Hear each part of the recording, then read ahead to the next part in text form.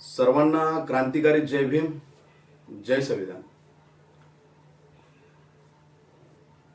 रोज रोज फेसबुकच्या माध्यमातून आलशील व्हिडिओ, खरात आणि चाकणकर यांचं प्रकरण, त्यानंतर बरेचसे ज्यांच्यावर आपण डोळे झाकून आजपर्यंत विश्वास ठेवलेला आहे, त्यांना निवडून आणून दिलेलं आहे, जनतेच्या सेवेसाठी त्या खुर्चीवर, त्या पदावर आपण ज्यांना ठेवलेलं आहे, तीच लोक आज भोंदूबाबाच्या आणि बऱ्याच एप्स्टीन सारख्या फाईल्समध्ये अडकलेले आहेत। तर माझं सर्वांना एवढंच सांगू इच्छितो मी की फेसबुकवर प्रत्येकाच्या आया बहिणी आहेत। प्रत्येक ठिकाणी छत्रपती शिवाजी महाराज, परस्त्री असते माते समान, तिची अवहेलना झाली नाही पाहिजे, यासाठी त्यांनी अख्ख्या महाराष्ट्रभर हे राज्यात सुख शांती आणि स्वराज्य स्थापन व्हावं अशासाठी खूप खूप मेहनत घेतली आहे, खूप प्रयत्न केले आहेत। हा देश फक्त तुमचा आमचा नाही, तर हा देश संत, महात्मा आणि महापुरुषांच्या विचारांवर चालणारा देश आहे आणि अशा देशात आपण राहतो। खरं तर सुरुवातीला लहानपणी आपल्याला एक प्रतिज्ञा दिली जायची शाळेमध्ये, भारत माझा देश आहे, सारे भारतीय माझे भाऊ बहीण आहेत, या प्रकारचे बरेचशी प्रतिज्ञा। खरंच त्या प्रतिज्ञेप्रमाणे आज आपण वागतोय का, हा मोठा प्रश्न उपस्थित झालेला आहे। राज्याच्या मुख्यमंत्री खरात सारख्या भोंदूबाबांच्या इथे जाऊन त्यांचे मार्गदर्शन घेतात आणि हा देश चालवतात।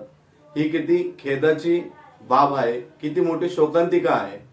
याचं सर्वात पहिलं तर मी हे जेवढे पण पदावर बसलेले जे काही मंडळी आहेत, नेते मंडळी आहेत, या सर्वांचं तीव्र शब्दामध्ये मी निषेध करतो।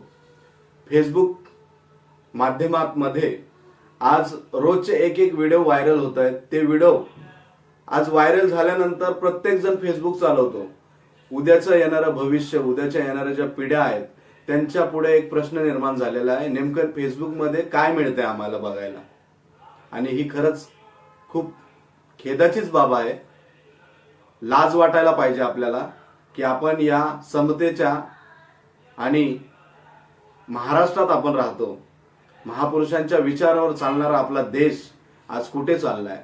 आज हे सगळे मंत्री संत्री, खासदार, आमदार हे सगळेच वेगळ्या दिशेने चाललेले। आदर्श घ्यायचा कोण, हा येणाऱ्या पुढच्या पिढ्यांना प्रश्न पडलेला आहे। हे कुठंतरी थांबलं पाहिजे। भीम आर्मीच्या वतीने मी सरकारला तीव्र शब्दामध्ये आव्हान करतो की भीम आर्मीच्या वतीने 3 वर्ष झालं एक मोहीम राबवली होती, ड्राय डे घोषित करण्यात यावा प्रत्येक महापुरुषांच्या जयंती निमित्ताने, पण अद्याप तसं काही झालेलं नाहीये। कारण दारू पिऊन सरकार म्हणतंय की आमची आर्थिक व्यवस्था याच्यावर चालते।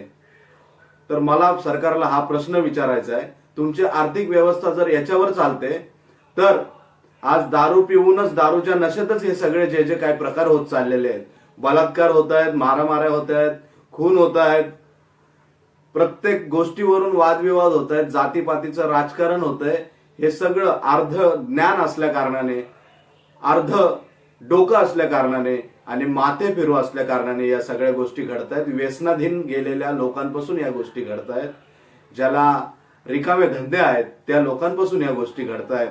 तर सरकारला मी निवेदन पण दिलेलं आहे, मंत्रालयांमध्ये जाऊन एक प्रत दिलेली आहे की ते निवेदन दिलेलं आहे की त्या दिवशी प्रत्येक ठिकाणी चांगले चांगले उपक्रम होतात, प्रभात फेरी होते, सांस्कृतिक कार्यक्रम होतात, लहान मुलींच्या प्रभात फेरी केल्या जातात, शाळेमध्ये अनेक प्रकारचे चांगले चांगले कार्यक्रम होतात। पण या सगळ्या गोष्टी आज काही वर्षांपूर्वी लक्षात आढळून आलेल्या आहेत की दारूच्या मुळे काही लोकांनी तिथे रॅलीमध्ये जाऊन धिंगाणा केलेला आहे, रॅलीमध्ये जाऊन मस्ती केलेली आहे आणि जातीपातीचं राजकारण तिथे केलेलं आहे। हे सगळे प्रकार कुठेतरी थांबले पाहिजे आणि ही असंविधानिक बाब आहे। तर मला असं वाटत नाही की ड्राय डे घोषित केल्यानंतर सरकारचं काही आर्थिक संतुलन बिघडेल, आर्थिक पोकळी निर्माण होईल। कारण आज इराणचं आणि भारताचं एवढं मोठं युद्ध चालू आहे अमेरिकेचं, त्याच्यामध्ये सरकारचं आज गॅस बंद केलेलं आहे, पेट्रोल महाग केलेलं आहे, या सगळ्या गोष्टीमध्ये आर्थिक व्यवस्था झालेली आहे. आर्थिक व्यवस्थेचा कुठंतरी तुटवडा झालेला आहे. सरकार आज भोंदू बाबा चाकणकर महिला आयोगाच्या एवढ्या अध्यक्ष आहेत, यांच्या सगळ्या अशा काही गोष्टी आहेत ह्या कुठेतरी खटकत आहेत.